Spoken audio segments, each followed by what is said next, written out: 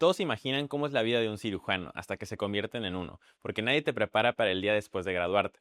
Bienvenidos a De Médico Empresario, un podcast producido por Whitecoat, donde conocemos las historias, decisiones y aprendizajes que existen detrás de grandes médicos. Hoy nos acompaña el doctor Raúl Flores Barragán, médico cirujano general y especialista en cirugía laparoscópica. Un médico que, además de ejercer en el quirófano, ha decidido impulsar una visión distinta de la medicina, donde la prevención, el bienestar y la comunicación también forman parte del tratamiento. En este episodio hablaremos de los primeros años después de egresar. Sin embargo, la parte humana de poder atender a alguien y ayudarle en problemas de salud creo que fue lo que me hizo decidir por estudiar medicina.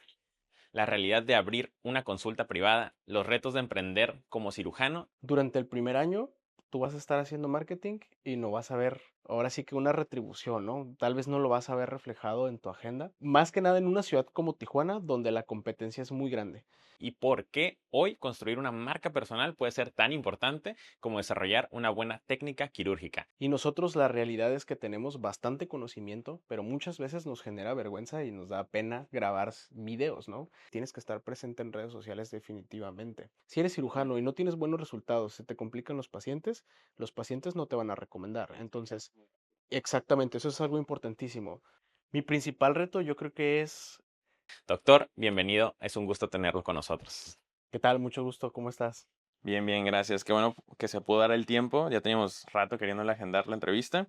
Y bueno, para las personas que no lo conocen, ¿quién es el doctor Raúl Barragán y a qué se dedica actualmente? ¿Qué tal? Pues mucho gusto, soy el doctor Raúl Barragán, soy cirujano, la carrera de medicina la hice por parte de la UABC y cirugía por parte del ISSSTE. Actualmente realizo cirugía laparoscópica y cirugía de mínima invasión aquí en Hospital SMAC Tijuana, en Península, y pues ese es mi enfoque principal, ¿no? Ok, ¿y en qué momento decidiste que querías estudiar medicina? ¿En qué momento? Híjoles, yo creo que ese es algo que voy a llevar básicamente hasta el punto de la preparatoria. Yo nunca pensé que fuera a estudiar medicina. La verdad, mi enfoque siempre fue irme por la administración y la contabilidad. Ok, Sin embargo, la parte humana de poder atender a alguien y ayudarle en problemas de salud, creo que fue lo que me hizo decidir por estudiar medicina. ok. ¿Hubo algún momento en tu vida que dijiste, por ahí es, o alguien de tu familia que ya había estudiado medicina antes, o... No, realmente no. Yo creo que uno de mis principales temores al elegir medicina es que yo no tenía familiares médicos. Ok, La realidad es que soy el primer médico de mi familia. Ni mis padres ni mi hermano están relacionados con el área. La realidad es que sí era un reto bastante amplio porque muchas veces durante la carrera entras con miedos. A veces te dicen, no, es que su papá ya es médico, ya tiene un nombre y el ajá. camino ya está un poco tal vez más trazado. Y de cierta manera uno mismo tiene que ir buscando su propio camino, ¿no? Desde las decisiones de qué partes de la medicina nos gustan, qué especialidad elegir y obviamente cómo vas a mantener una consulta, que yo creo que va a ser algo que vamos a tocar mucho ahorita adelante, ¿no? Sí, sí, sí. ¿Y por qué, digo, ahorita que mencionaste las especialidades, por qué tú decidiste cirugía general y no habiendo tantas opciones? Ok. La realidad es que durante la carrera siempre me gustaron muchas especialidades.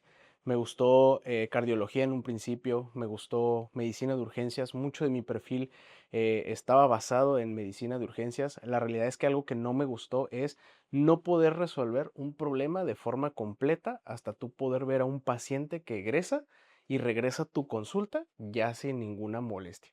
Lo que realmente a mí me hizo ser o elegir cirugía es poder decir, yo recibí al paciente en una urgencia o en alguna complicación o durante la enfermedad, le di un tratamiento, lo operé, lo sometí a algún procedimiento quirúrgico y finalmente lo vi en mi consulta, Ok, básicamente sano y listo y sin ninguna molestia. Eso fue ok. lo que a mí me gustó. O sea, que veías un Es dolor y podías ver también cuando la persona ya, su exactamente. transformación, pues como tal. Diagnosticarlo, darle un tratamiento, un seguimiento y finalmente un alta, que en pocas especialidades lo podemos hacer. Ok, ¿y cómo te imaginabas en ese entonces que iba a ser la vida de un cirujano? La verdad, cuando yo era estudiante imaginaba que egresando iba a poder hacer mi práctica privada, incluso la práctica pública y vivir una vida tranquila, ¿no? La realidad es que uno se enfrenta a bastantes complicaciones principalmente administrativas, porque yo creo que es algo que no nos enseñan en la carrera de medicina, y sobre todo a poder llevar una consulta privada. Realmente la práctica quirúrgica es algo bastante sencillo, para eso hacemos una especialidad, no tengo ningún inconveniente con esa parte, pero sí la parte administrativa y todo lo relacionado a ser un cirujano emprendedor, yo creo que es algo que cuesta bastante, ¿no? Porque jamás en medicina hablamos sobre ese tema. Y me imagino que es algo, ajá, que pues nadie te contó durante la carrera, que llevas, no sé, 9 años para ser cirujano y después sales y te preguntas cómo cobrar, cómo esa parte, cómo comprar insumos. En este caso, tú que estás emprendiendo, ¿qué son esas áreas administrativas que tienes que llevar también en tu día a día? ¿O cómo te gestionas más o menos? Muy bien, híjoles, yo creo que eso es una pregunta muy importante y yo creo que esto podría responderlo gracias a mi familia. Mi familia es un denominador en el punto de como el comercio, ¿no? ¿Qué podemos obtener, cuánto cuesta y qué, de cierta manera, qué puedes obtener a cambio, ¿no? Entonces, aplicando este concepto a la parte de la medicina, uno entiende que al final del día la cirugía es un negocio. Y por decir un negocio no me refiero a que un paciente sea un negocio. Al final del día lo que tú buscas con un paciente es tratar un problema de salud a un costo accesible para el paciente sin sacrificar la calidad y la seguridad del procedimiento quirúrgico y sobre todo no elevarte mucho en los costos para poder ser competitivo.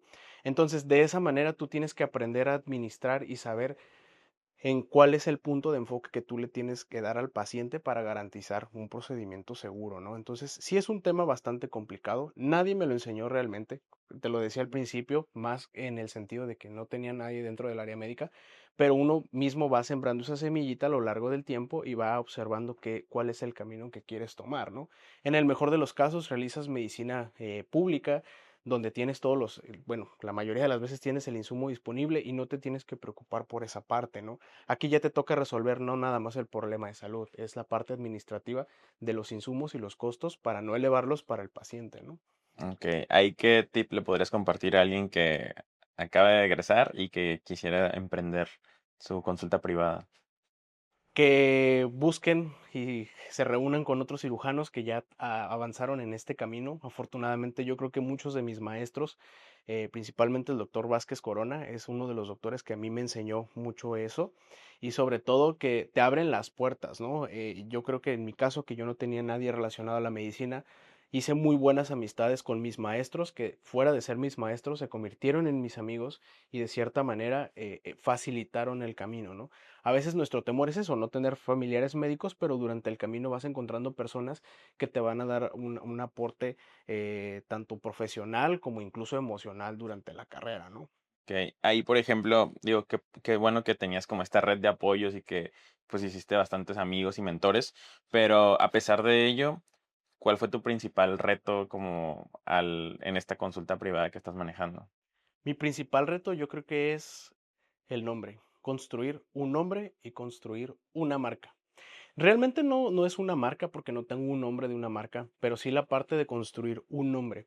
Y un nombre yo creo que no se construye nada más de buenas referencias.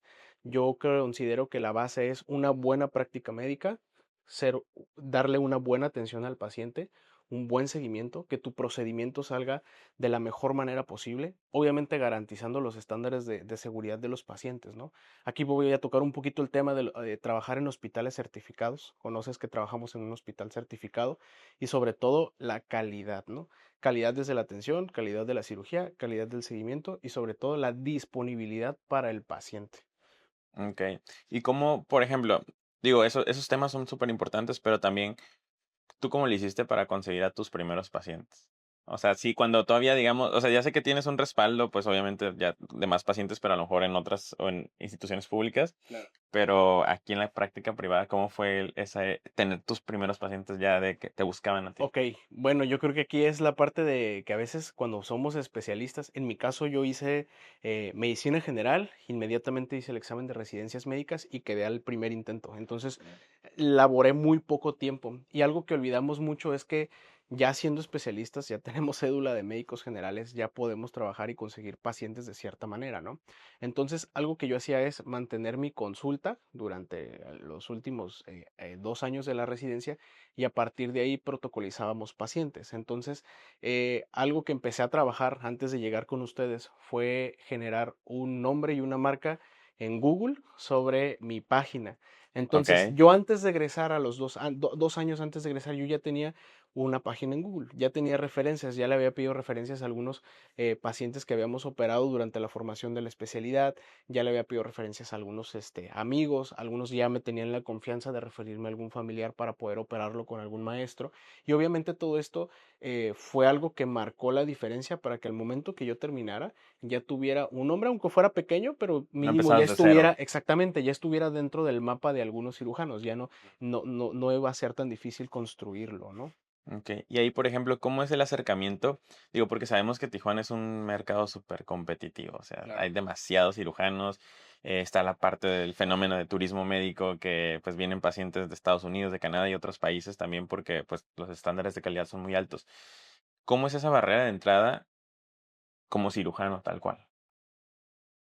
Yo creo que es no tener miedo y, y siempre pensar positivo y decir que las cosas van a salir acorde a nosotros planeamos. Yo considero que uno es mantener un objetivo, tener un plan y trabajar sobre el plan. Porque al final del día, si no lo haces en esa estructura, no lo vas a lograr. La realidad es que la competencia en Tijuana es muy dura. Te toca competir con doctores que llevan 20 años, 15 años, doctores que incluso tienen un presupuesto mucho mayor que el nuestro, doctores que ya tienen hospitales, la verdad es que digo, uno ya empieza dentro del consultorio y más que verlos como una competencia, yo los veo como una motivación, porque al final del día ellos están en el lugar que a mí me gustaría estar, Ujú. tanto en la práctica privada como su renombre como cirujanos, ¿no? E incluso voy a tocar un poquito de la vida personal que llevan algunos de ellos, ¿no? Entonces, sí es bastante difícil, pero yo creo que es trabajar sobre esos lineamientos. Ok, súper bien. Y digamos, ahorita tú ya, pues, tienes experiencia afuera, has trabajado tu marca personal desde 2 años antes, pero ¿qué crees que son los factores clave que hacen que un paciente elija a un doctor sobre otro doctor? Uno, la disponibilidad. La disponibilidad de que cuando él te envíe un mensaje puedas resolver sus dudas y no hablo de una consulta, simplemente que puedas captar al paciente, que vea que estás presente. La segunda es, yo creo que ellos hacen un estudio, bueno, no creo, más bien hacen un estudio de mercado. Revisan a varios doctores, revisan quiénes están presentes en todas las redes sociales, Facebook, Instagram, TikTok e incluso Google, y a partir de ahí hacen un consenso como lo haríamos la mayoría de nosotros al elegir un restaurante Ujú. y dicen, ah, este doctor tiene tanta valoración en Google, tiene tantos videos en Instagram, tiene tantos videos en TikTok. Entonces eso de cierta manera genera una seguridad para los pacientes. Algo que me recuerdo mucho que me mencionó una paciente es, doctor, es que usted tenía todo de forma visible, no tenía nada oculto. Tenía sus cédulas, tenía sus certificaciones, tenía los videos, tenía videos explicando todo. Toda la información desde el principio es clara. Entonces, eso es algo que facilita mucho la toma de decisiones para que nos elijan, ¿no? Ok, ahorita mencionaste, pues es de vital importancia estar activo y presente, ¿no? En diversas redes sociales, plataformas digitales, hay directorios médicos. Eh, ¿Tú en qué momento te cayó el 20 que no solo tenías que saber de medicina, sino que también saber comunicar, saber exponerte frente a la cámara y cómo fue ese proceso de aprendizaje para ti? Algo que me generaba bastante conflicto es la parte de los influencers no médicos que generaban desinformación. Ujú. Y nosotros la realidad es que tenemos bastante conocimiento, pero muchas veces nos genera vergüenza y nos da pena grabar videos, ¿no? Tenemos yo creo que la idea errónea que para grabar contenido médico o de redes tenemos que bailar, tenemos que hacer videos chistosos, ¿no? La realidad es que esto sí funciona, pero no es necesario que le demos ese enfoque, ¿no? Afortunadamente el enfoque que le hemos dado nosotros es desde la parte de la parte médica y la parte de la salud, ¿no? Que es lo que a mí me interesa buscar sobre mis pacientes y sobre todo que pues un paciente al final del día lo que más está es en redes sociales, tienes que estar presente en redes sociales definitivamente. Y cambiar el chip, porque algo que me sucedió en un principio es que a mí no me gustaba grabar videos, incluso no me gustaba tomarme fotos. Si ustedes ven mis primeros videos, yo me veo muy tieso ante la cámara y la realidad es que me costó bastante porque es algo que no me gustaba hacer a lo largo de la vida, a lo largo de 30 años, ¿no? Sin embargo, si tú quieres llegar a competir en el sentido del mercado con todos los cirujanos, es que tienes que estar presente en todas las redes sociales y tienes que tener algo que te diferencie de los demás. Eso es algo bien importante, porque todos pueden hacer contenido, pero si no tienes algo que te diferencie de los demás, te vas a quedar estancado y tus redes sociales no van a funcionar. Súper bien. ¿Tenías algún, o sea, ahorita ya, pues ya probaste, ya viste que los pacientes hacen sus estudios de mercado, que sí es importante estar ahí, pues, pero ¿tenías algún prejuicio tú de hacer marketing? ¿O estabas peleado con algo en la publicidad, como de que no funcionara? ¿O qué creencias tenías antes de probarlo? Híjoles, yo creo que algo que nadie te dice de cuando empiezas a hacer marketing, y eso lo agradezco a uno de mis amigos, que sí fue un consejo que él me dio, es durante el primer año tú vas a estar haciendo marketing y no vas a ver, ahora sí que una retribución, ¿no? Tal vez no lo vas a ver reflejado en tu agenda, más que nada en una ciudad como Tijuana, donde la competencia es muy grande. Sí necesitas ser muy constante en la parte de los videos, muy constante en estar subiendo ahora sí que historias a Instagram, Facebook, TikTok, porque al final del día la diferencia que vas a hacer tú entre tú como cirujano y alguien más que está haciendo redes es quién está más presente. ¿Quién está más presente? No nada más subiendo imágenes de cuidados de salud. ¿Quién está presente para las dudas que tienen los pacientes? Eso es lo que marca la diferencia.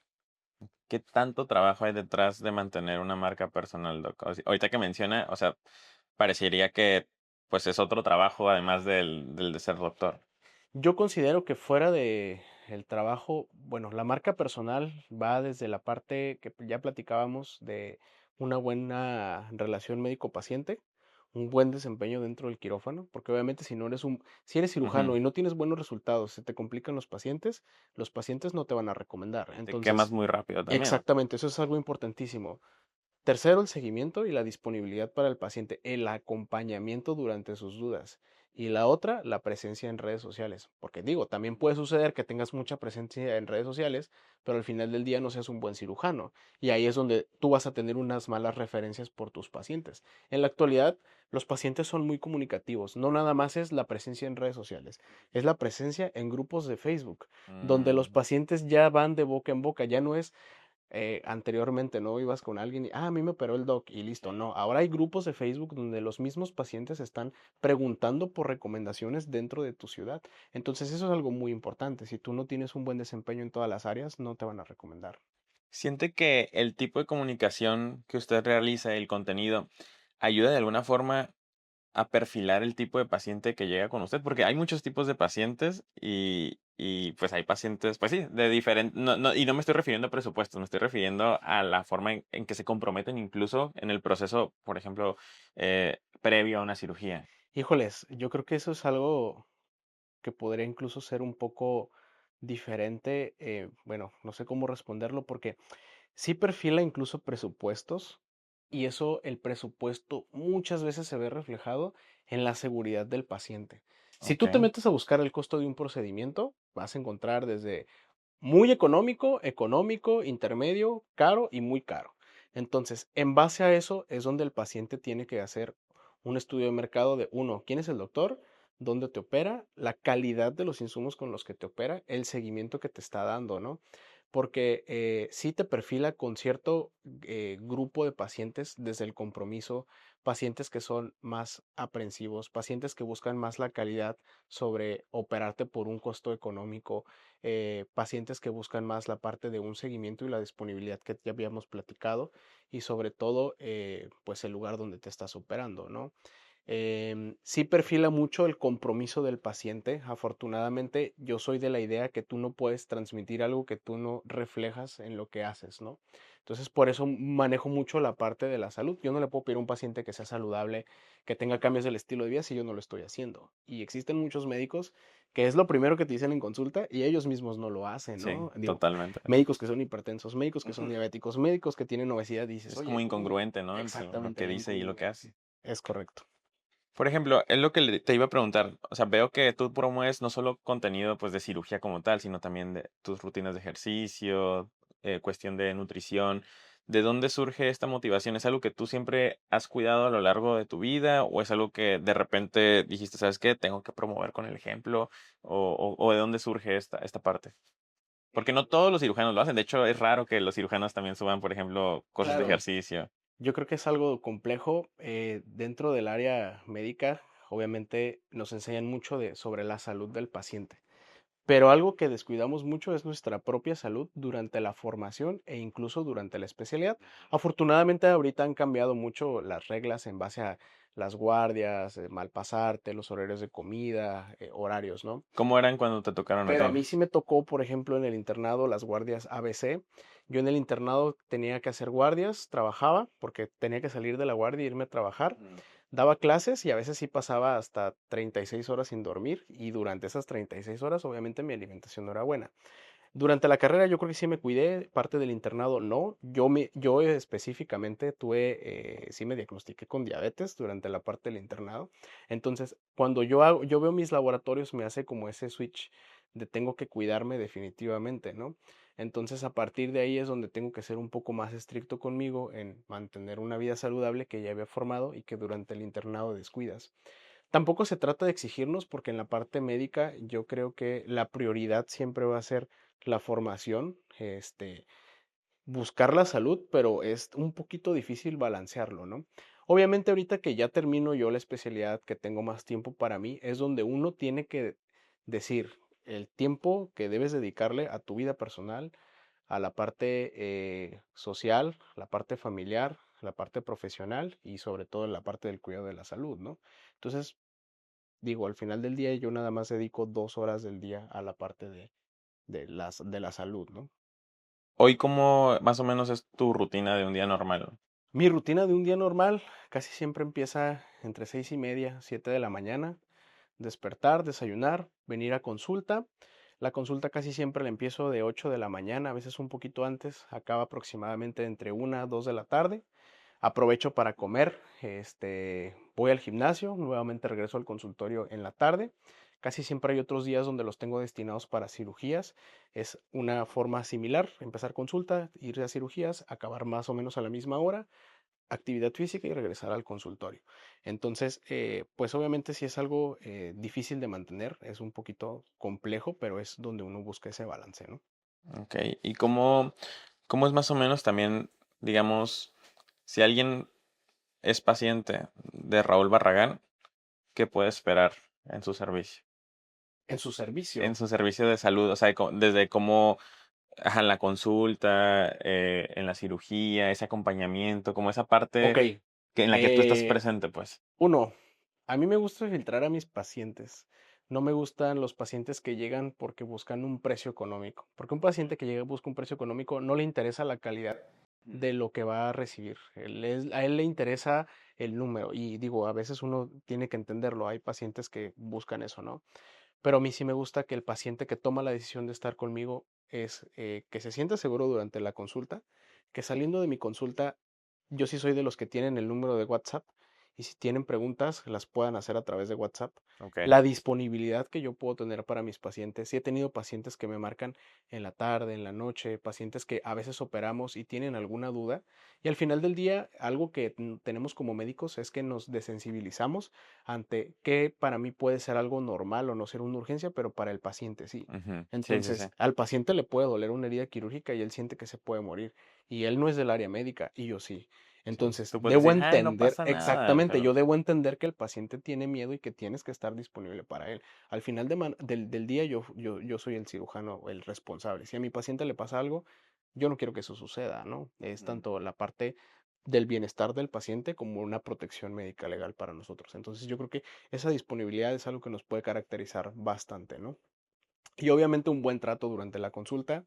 La consulta es muy variable, no me gustan las consultas breves. Si el paciente tiene dudas, yo me tardo con él hasta que se resuelvan todas sus dudas. Si tiene dudas en relación a cómo se hace el procedimiento, mostrarle imágenes, explicarle bien qué es lo que tiene. La principal razón de decidir por que se operen conmigo es que el paciente siempre dice, yo salí de la consulta y ya no tuve ninguna duda, no tuve que okey. buscar nada. Y si pasó una duda, se le hice saber por WhatsApp y estuvo disponible para mí.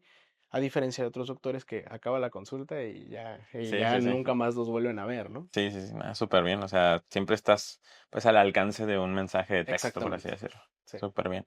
Si hoy pudieras regresar a tu primer día en que egresas de la especialidad, ¿qué consejo le darías a Raúl Barragán? Ay, esa es una pregunta un poquito, este, yo creo que regresaría no solamente al primer día del egresar de la especialidad, sino egresar de medicina, porque yo Ok, creo que la mayor parte del tiempo como médicos nos dicen, tienes que ser paciente y medicina dura mucho, desde tu formación como médico, especialista y alta especialidad, ¿no? Y te dicen, tienes que ser paciente, pero algo que te dicen, no, o nunca te dicen, es que muchas veces tú vas a sentir que no estás llegando al objetivo que tú quieres, que no estás alcanzando la meta en la que tú piensas que ya vas a estar realizado, y eso es algo que muchas veces lleva a la frustración. Pero todos son etapas, la verdad es que mientras tú estés trabajando de forma constante, constante, constante, lo vas a lograr. La realidad es que yo muchas veces durante la residencia, mis compañeros de la residencia, nos sentíamos frustrados porque ves que otras personas avanzan en su vida personal y uno no avanza al final del día, sí, tu vida es 100% medicina, ¿no?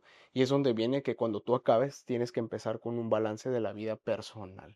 Entonces, si yo pudiera darme un consejo sería tranquilo, por lo que tú estás trabajando, lo estás logrando, ¿ok?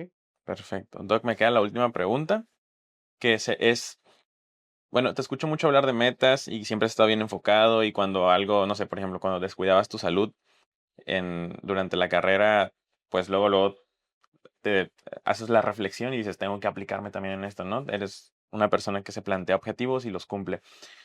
¿Cómo te visualizas en 5 y en 10 años? Híjoles, yo creo que fuera de trabajar en la vida profesional, mi enfoque sí sería más en la vida personal, ¿no? Ya yo creo que durante todo este tiempo, fuera de seguir trabajando en crecimiento profesional, un objetivo dentro de 5 años es expandirnos a otras ciudades, porque hay formas de poder expandirnos, eso sería uno. Pero en la parte personal sí me gustaría la parte de formar una familia, tener ese tiempo, ¿sabes? El crecimiento con los hijos, que digo, todavía no estamos en ese punto, pero sí disfrutar eso, ¿no? Al final del día yo creo que todo es un balance, no creo que todo se trate de medicina, del enfoque de la parte del crecimiento profesional. Digo, tal vez ahorita lo vemos así porque a mí me está tocando empezar desde cero, formar un hombre, formar un crecimiento, pero no lo es todo al final del día, ¿sabes? Entonces, tampoco podemos quedarnos solo en un aspecto, tenemos que hacer crecer otras áreas y eso al final del día se va a traducir en una salud mental saludable, que es algo que la verdad tampoco nos enseñan en la parte de medicina, ¿no? Te dedicas tanto a aprender, a enfocarte en crecer, que descuidas tu salud mental, descuidas tu salud personal. Entonces, son cosas que uno también debe de cuidar. Sí. ¿Es posible mantenerlo durante la carrera de la especialidad? O sea, ¿es realmente viable o es como... Híjoles, yo creo que ahorita ya han hecho muchas modificaciones en los reglamentos de residencias de los internados, que ya es un poquito más sencillo, pero al final del día la percepción de los problemas que tenemos cada uno es muy diferente. Cada uno tiene un mundo de problemas y obviamente cómo percibe todo esto sí puede cambiar, pero yo creo que ya ahorita es un poquito más flexible el cuidado personal y las nuevas generaciones son más conscientes a que tienen que mantener un cuidado personal. Muchos de ellos dicen, ¿sabes qué? Yo no quiero hacer una residencia. Cuando yo entraba, te decían, si tú no haces una especialidad, eres un médico fracasado. Y no, hay muchas otras cosas que se pueden hacer, muchas otras cosas que tú puedes realizar para estar, uno, económicamente estable, dos, tener una buena práctica médica y la tercera, tener una vida personal, que te tenga una buena satisfacción, ¿no? Entonces, ya aquí dependerá quiénes sí quieren, quiénes no, porque también ser especialista, yo creo que es una responsabilidad muy grande y aquellos que lo hacen tienen que tener ese compromiso con los pacientes. ¿Ok? Entonces ya dependerá de cada uno de ellos. Súper bien, Doc, pues muchísimas gracias. Si alguien está interesado en contactarlo, ya sea para alguna consulta o algún médico que a lo mejor quiera, no sé, que va saliendo de medicina y tiene alguna duda, ¿dónde lo pueden encontrar? Ok, pues primero que nada, yo creo que en todas las redes sociales, en Instagram, Facebook, TikTok, la red social que casi siempre respondo yo es a través de Instagram. El teléfono del consultorio para aquellos pacientes que desean agendar alguna consulta es el 663-305-0033. Ahí es donde pueden encontrarme y de todas formas digo, cualquier cosita a través de esas redes. Perfecto, pues muchísimas gracias por compartirnos toda su experiencia. Yo creo que escuchar estas conversaciones de lo que hay, no nada más como soy el médico serio y que ven en redes sociales, sino que también esta parte humana, esta parte que de formación que ha tenido, creo que es de mucha ayuda y pues ayuda a entender un poquito más lo que viven también durante el proceso y no nada más ya como cirujano que a lo mejor pareciera que es como una rutina a veces más sencilla o que los pacientes no se logran imaginar, pues, lo que hay detrás. Claro, no es un camino sencillo, pero definitivamente no es algo que cambiaría, no dejaría la medicina. Muchas veces me sentí frustrado, pero actualmente cuando un paciente llega y me dice, doctor, usted me ayudó, resolví este problema, veo a mis pacientes felices, eso es algo que también me transmite felicidad, ¿no? Entonces, al final del día, yo creo que todo esfuerzo tiene su recompensa. Perfecto, claro que sí. Pues, muchas gracias, Doc. Esto, fue de Médico Empresario, un podcast producido por Whitecoat, y nos escuchamos en el próximo episodio. Este episodio deja algo muy claro. Terminar la carrera o la especialidad no es el final del camino. En muchos sentidos es apenas el comienzo. A partir de ahí llegan nuevos retos. Construir una consulta, ganarse la confianza de los pacientes, encontrar un equilibrio personal y aprender habilidades que nunca enseñan en la universidad. Gracias por acompañarnos en un episodio de Médico Empresario, un podcast producido por Whitecoat. Si este episodio les aportó valor, compártanlo con otro médico o con alguien que esté construyendo su propio proyecto profesional. Nos vemos en el próximo episodio, donde seguiremos descubriendo las historias que existen detrás de grandes médicos y grandes emprendedores.